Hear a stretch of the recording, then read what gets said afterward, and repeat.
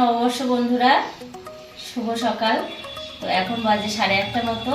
আমি সব কাজকর্ম সেরে আগে স্নান করে নিলাম। স্নানটা সেরে আমি এখন পুজো দিতে এসেছি। মালা গাঁথবো এখন ঠাকুরের জন্য, আর পুজোটা দেয়া হয়ে যাবে, তারপর বাকি কাজ একে একে সব শুরু হবে।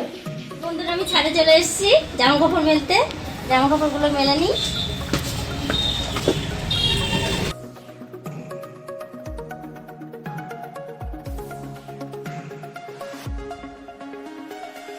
আমার জামা কাপড় মেলা হয়ে গেছে। আমি এবার নিচের দিকে নেমে আসলাম, বাকি কাজগুলো করবো। আমার সকাল সকাল সব কাজকর্ম করে পুজো করে নিয়েছি। এবার রান্না করতে যাব, আর সেই জন্য শাড়িটা চেঞ্জ করে নাইটি পরে নিয়েছি। গরম লাগবে রান্না করার সময়। তো যাই, আমি রান্নাটা সেরে ফেলি এবার।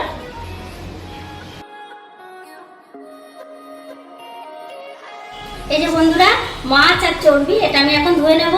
মাছ রান্না করব, মাছের ঝাল, আর ইঁচড় দিয়ে চর্বি দিয়ে হবে, সেই জন্য এই চর্বিটা আগে ধুয়ে নিচ্ছি।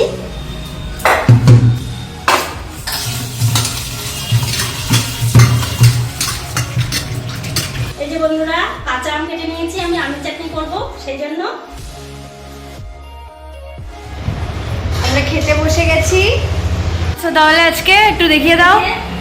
ভাত, সাথে বেগুন ভাজা, ডাল আছে যে, আর এই যে আছে মাছের ঝাল, রুই মাছের ঝাল, এখানে আছে চিকেন, এখানে আছে এঁচোড় চর্বি, আর এখানে আছে আমের চাটনি। চিকেনটা কিন্তু স্পেশাল, আমার দাদা রান্না করে পাঠিয়েছে, নিজের হাতে রান্না করেছে আমার দাদা। তো দাদার ছেলে মেয়ে ওরা এসছে, ওরা নিয়ে এসছে চিকেনটা আমাদের জন্য, আর ওরা আমাদের বাড়ির কাছে দুপুরে খাওয়া দাওয়া করবে, একসঙ্গে খাওয়া দাওয়া হবে। ছেলে তো বাড়িতে নেই, মিশনে আছে, তো হোস্টেলে থেকে পড়াশোনা করে।